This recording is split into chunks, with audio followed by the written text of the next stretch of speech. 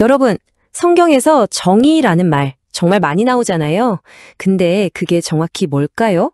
오늘은 손동원 박사님의 아주 흥미로운 논문을 가지고 구약시대의 공평과 정의가 오늘날 우리에게 어떤 의미인지 한번 깊이 파고들어 보려고 합니다. 자, 그럼 바로 시작해 볼까요? 논문의 시작부터가 아주 강렬합니다. 우리의 신앙은 예배당 안에 따뜻한 촛불이 아니라 세상의 어둠을 밝히는 정의의 태양이 되어야 한다. 와, 정말 멋진 말 아닌가요? 그냥 나 혼자 위로받고 끝나는 신앙이 아니라 진짜 세상을 바꾸는 역동적인 힘이 되어야 한다는 거죠. 이 문장 오늘 계속 마음에 품고 따라와 주시면 좋겠습니다. 네, 그래서 오늘 우리가 함께 따라갈 여정은 이렇습니다. 먼저 정의에 대한 가장 근본적인 개요부터 잡고요. 그 다음에 핵심적인 단계들을 하나씩 밟아 나가면서 이 오래된 지혜가 오늘 우리에게 어떻게 연결되는지 살펴볼 거예요. 자, 그럼 첫 번째 이야기, 더 깊은 형태의 의로움입니다. 뭐든지 뿌리를 아는 게 중요하잖아요. 기독교 윤리도 마찬가지예요. 특히 구약에서 말하는 정의가 뭔지 제대로 알아야 그 뒤에 나오는 모든 이야기가 비로소 명확하게 이해가 되거든요. 여기서 정말 중요한 히브리어 단어 두 개를 꼭 기억하셔야 해요. 하나는 미슈파트, 다른 하나는 체데크입니다. 쉽게 말해서 미슈파트는 눈에 보이는 구체적인 정의의 실천이에요. 법정에서 올바른 판결을 내리거나 약자를 돕는 행동 같은 거죠. 반면에 체데크는 그보다 더 근본적인 건데요. 공동체 안에서 올바른 관계의 그 자체를 뜻해요. 그러니까 하나는 행동이고 다른 하나는 본질적인 상태인 셈이죠. 이 둘은 절대 떨어질 수 없는 짝꿍입니다. 그리고 이 모든 논의의 바탕에 깔려있는 아주 중요한 원칙이 있습니다. 라틴어인데요. 유스티티아 폰다멘툼 레그니. 무슨 뜻이냐면 정의는 왕국의 기초다 라는 말이에요. 와, 정말 멋있죠?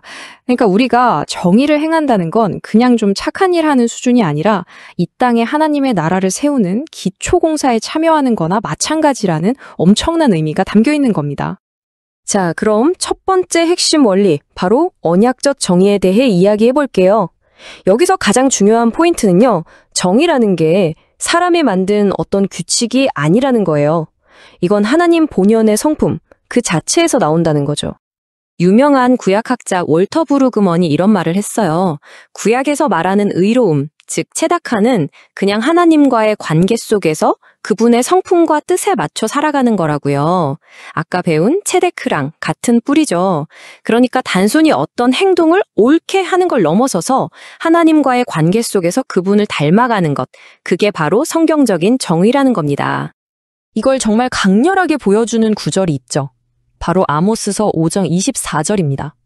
오직 정의를 물같이, 공의를 마르지 않는 강같이 흐르게 할지어다.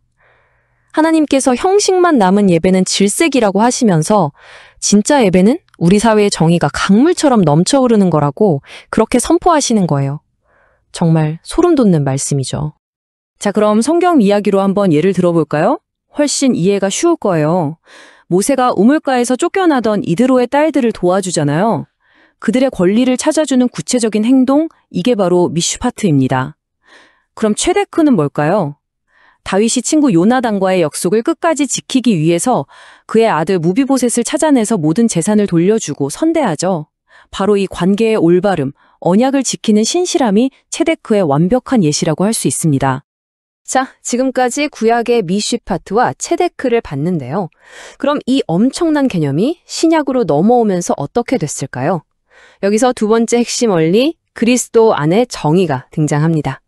예수님이 오셔서 이 모든 걸 어떻게 완성시키셨는지, 그게 포인트예요. J.I. 패커라는 신학자가 정말 기가 막힌 통찰을 줍니다. 그리스도의 의가 우리에게 주어졌다는 건 단순히 법정에서 너 무죄! 땅땅땅! 하고 끝나는 게 아니라는 거예요. 그 의가 우리 안으로 들어와서 우리가 실제로 정의롭게 살아갈 수 있는 힘까지 준다는 거죠. 와, 그러니까 구원받았다는 건 정의로운 삶을 살 수 있는 자격증과 파워를 동시에 얻은 거나 마찬가지예요. 기억나시죠? 구약의 핵심 단어가 체데크였다면 신약에서는 디카요슈네라는 헬라어가 그 바통을 이어받습니다. 이 단어 안에 정말 놀라운 의미가 다 들어있어요. 믿음으로 선물 받는 법적인 의, 그리고 그 힘으로 살아내는 윤리적인 의, 이 두 가지가 디카요슈네라는 한 단어에 꽉 차 있는 겁니다. 로마서 3장 24절이 딱 그 말이잖아요. 우리가 의롭게 된 건 우리가 뭘 잘해서가 아니라 하나님의 은혜로 값없이 받은 선물이라는 거. 그리고 이게 중요한데요. 바로 이 공짜로 받은 선물 때문에 우리가 이제는 다른 사람들에게 기꺼이 정의를 베풀 수 있는 새로운 출발점에 서게 된 거예요. 자, 그럼 세 번째 핵심 원리입니다. 사랑의 법. 예수님은 여기서 기존의 정의 개념을 완전히 한 차원 위로 끌어올리세요. 어떻게 하셨을까요? 바로 사랑이라는 키를 사용하셨죠. 신학자 N.T. 라이트가 이걸 정말 잘 설명해줘요. 예수님은 율법을 폐지하러 오신 게 절대 아니라고요. 오히려 그 율법이 원래 의도했던 진짜 목적, 그러니까 사랑으로 마음이 바뀌는 것을 완성하러 오셨다는 거죠. 이제 중요한 건 겉으로 드러나는 행동뿐만 아니라 그 행동을 하는 마음의 동기가 된 겁니다. 그래서 예수님이 내가 율법을 완성하러 왔다고 하셨을 때 그 완성하다는 헬라어가 바로 플레로예요. 이건 법 조항들을 100% 다 지켰다 이런 뜻이라기보다는 그 법 안에 담겨있던 사랑과 정의의 정신, 그 율법의 영혼을 완벽하게 구현해내셨다는 의미로 봐야 합니다. 이걸 보여주는 정말 강력한 예시가 있죠. 바로 삭개오와 선한 사마리아인 이야기입니다. 삭개오를 보세요. 예수님 만나고 마음이 변하니까 누가 시키지도 않았는데 자기 재산을 나누어 주잖아요.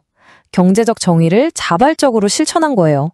또 선한 사마리아인 비유는 어떻고요? 진짜 정의로운 이웃은 인종이나 종교 같은 벽을 그냥 뛰어넘는다는 걸 보여주죠. 결국 뭐예요? 사랑이 바로 이 모든 정의를 가능하게 하는 엔진이라는 겁니다. 자, 그럼 이제 제일 중요한 질문이 남았죠? 이렇게 엄청난 신학적 원리들을 그래서 우리는, 교회는 대체 어떻게 살아내야 할까요? 바로 여기서 행동하는 정의, 우리의 사명이 시작됩니다. 많은 학자들이 초대교회를 대조사회라고 불러요. 세상과는 뭔가 다른 대안적인 공동체였다는 거죠. 그들은 어떻게 달랐을까요? 안으로는 코이노니아, 그러니까 서로 가진 것을 나누는 공동체를 통해 정의를 몸소 보여줬고요.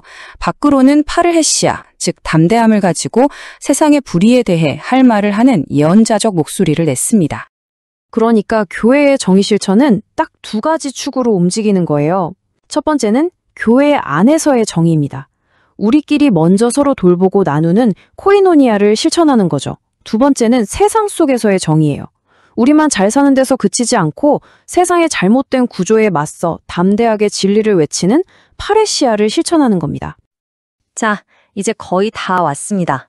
이 모든 논의를 바탕으로 오늘 우리가 당장 삶에 적용해 볼 수 있는 세 가지 구체적인 원칙으로 정리하면서 결론을 맺어볼까 합니다.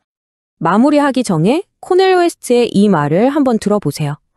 하나님께 대한 신실함은 정의를 세우려는 하나님의 세상에 대한 목적에 얼마나 충실한가로 증명된다. 정말 뼈를 때리는 말이죠. 내 믿음이 진짜인지 가짜인지는 결국 내가 이 세상의 정의를 세우는 일에 얼마나 진심인가, 그걸로 드러난다는 거예요. 그래서 우리가 붙잡아야 할 세 가지 윤리적 적용은 바로 이것입니다. 첫째, 예언적의 비판. 사회의 불의에 대해 침묵하지 않고 목소리를 내는 겁니다. 둘째, 분배적 참여. 내가 가진 것을 나누어서 경제적 공정성을 만드는 데 기여하는 거죠.